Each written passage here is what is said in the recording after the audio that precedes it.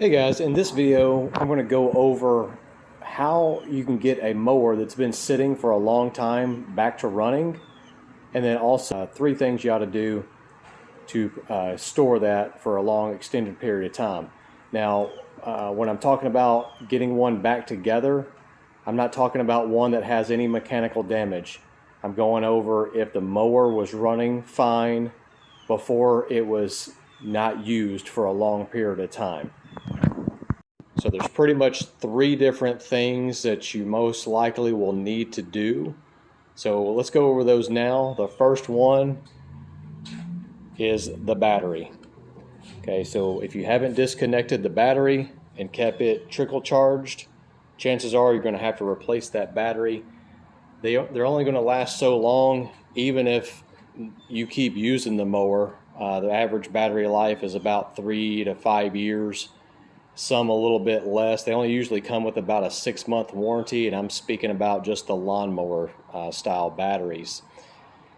So chances are if it's been sitting for a long time, you're going to have to replace that. Number one, I checked the battery, it was dead, so that didn't surprise me. 1 year, if it's not getting trickle charged, even if you're trickle charging it, chances are if it's over a year old, you might have to replace it, but maybe not. It just depends on the age of the battery.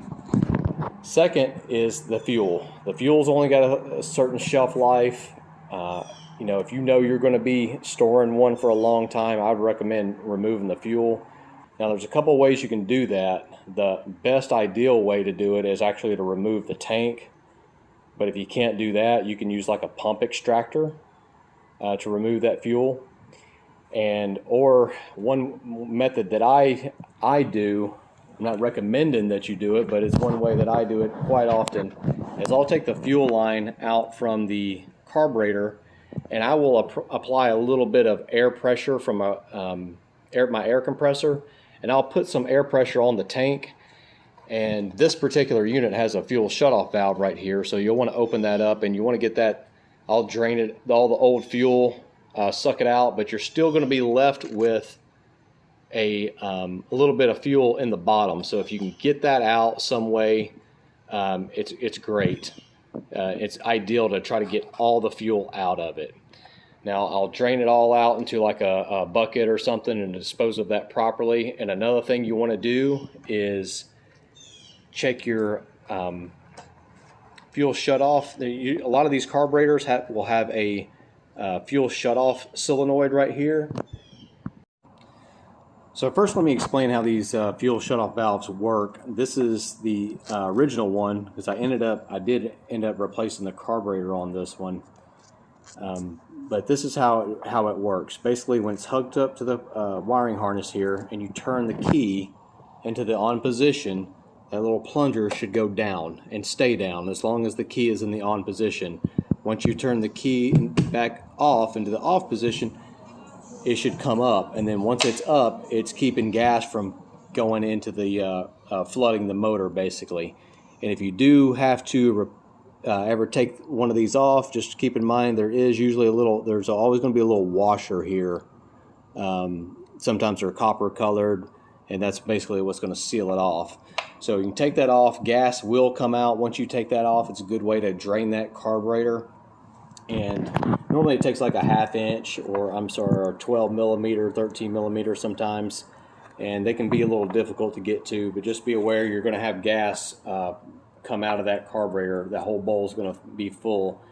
And if it's all dirty, if you see bits and particles of things, if you see stuff that looks like black pepper, chances are your fuel line hoses are getting a little deteriorated, and that's usually from a lot of ethanol in the gasoline. So that's why I always recommend using ethanol-free gas if you can.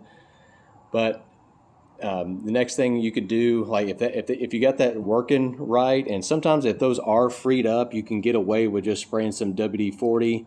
Like if you're turning the key and it just stands in the up position and you work it back and forth and get it freed up like that, chances are, as long as you got your fresh clean gas and the carburetor's not all messed up inside, chances are it's going to start working out for you. And if nothing's happening, even after, if it feels nice and free, you can take a test light and check your wiring harness. Make sure you're getting power to the solenoid first to make sure that's not the issue. And that's a common issue. I'll see those things burned up. They've gotten hot or just a loose connection and it started arcing and it burns up, and you'll have to replace that little harness and possibly this. And one other thing, if you got that working, everything's working right, and it's still not starting up, but if you take carb cleaner or starter fluid spray and you're spraying into the intake, into this, sometimes you can do it with the filter on. I would do it with the filter on, and it cranks up and runs as long as you're spraying it, and then it stops as soon as you let the fuel go. Chances are your carburetor has gotten just some contamination built up inside of there. Now sometimes in the past I have gotten away with soaking a carburetor in mineral spirits like overnight, and then blowing it out with air, compressed air, and then soak it in some gasoline and put it all back on. And very rarely that has worked. But sometimes it has. But a lot of times you can just find these carburetors online for $50, maybe $100, and you got a fresh, clean carburetor.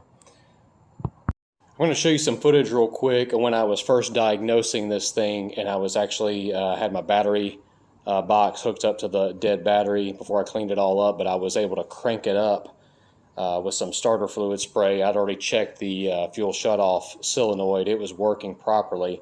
But I'm going to show you some footage of how I was cranking it up, and then as soon as I took the fuel source away, it would quit running. So that let me know I needed to replace the carburetor, and it also lets you know that your spark plug and is working, your coil's working, all that other stuff is working, and lets you know that you just got a fuel issue.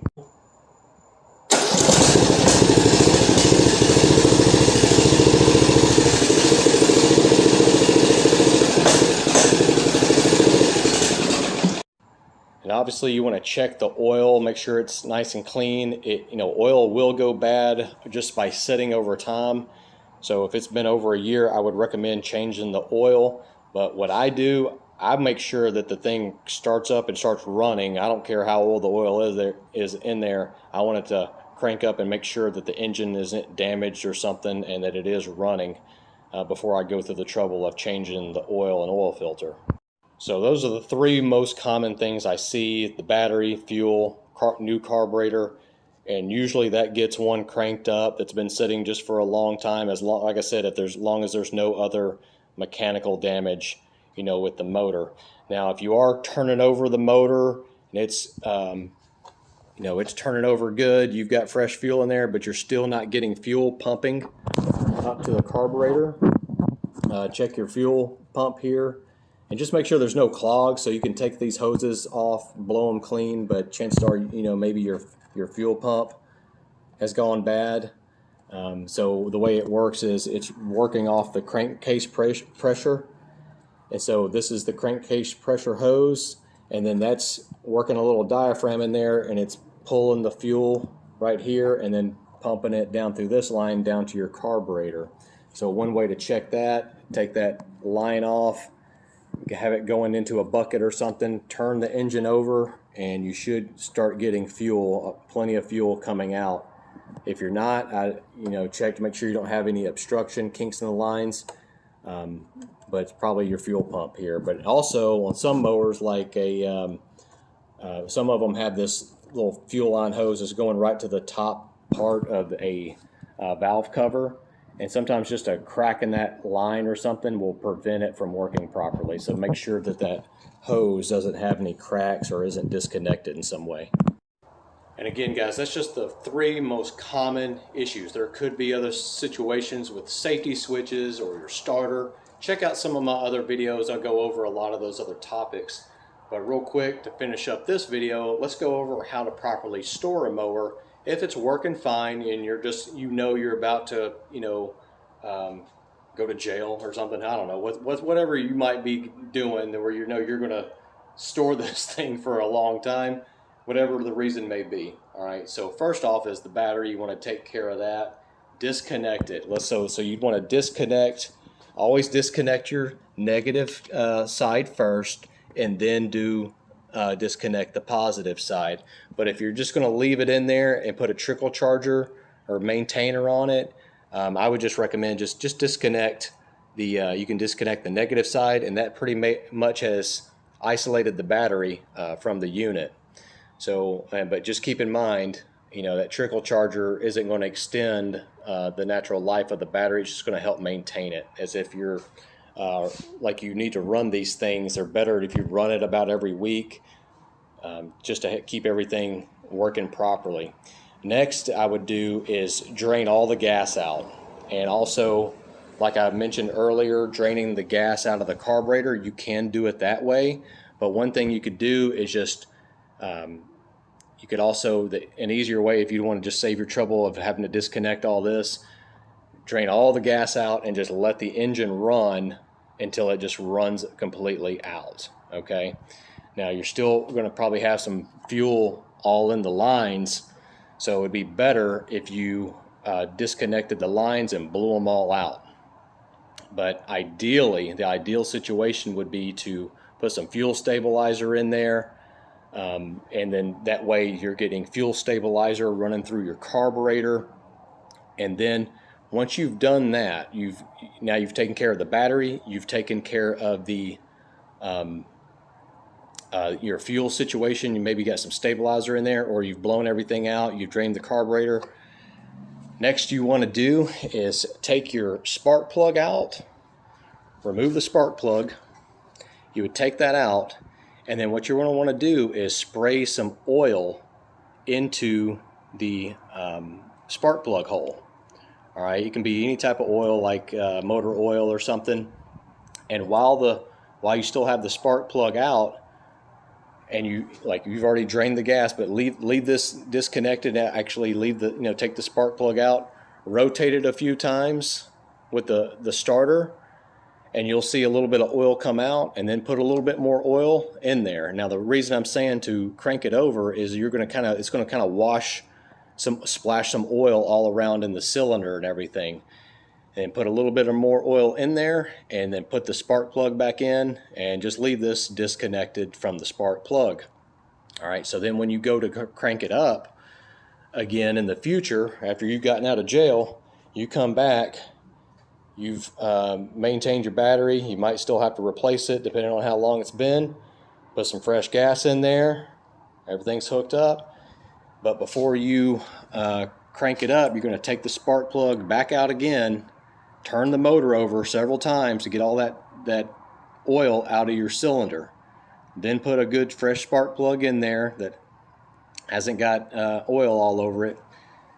Put it on there, and it should fire right up after you've primed your line, got your new battery in there. As long as it was working mechanically before, it should crank right up. And just be aware, it will start smoking a little bit, because some of that oil, when we were prepping that oil on the top side of that cylinder, it's going to kind of get into the exhaust a little bit, and so it's going to start burning off. But after a few minutes, it'll burn off and not be smoking anymore.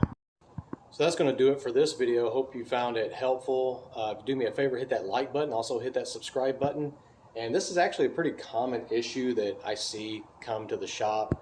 People will inherit a mower or something. There's all kinds of different situations. Maybe a relative got sick or someone passed away, or people buy houses and just a mower's been sitting in there and it might just look all nasty. This one it cleaned up really nice. The mower is actually in pretty good mechanical condition. It had just been sitting actually outside for a long time. It was covered, but it was by actually a semi-trailer.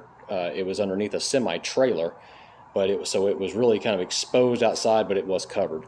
But actually it cleaned up really nice, and I like this mower so much. It's only a 30-inch deck. I like this mower so much. I'm hoping that my customers are willing to sell it to me.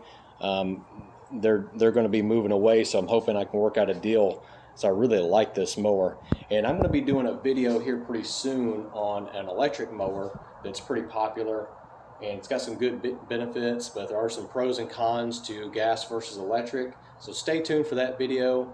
And also these, I had a commenter this morning I read, he was looking for a 34-inch zero turn.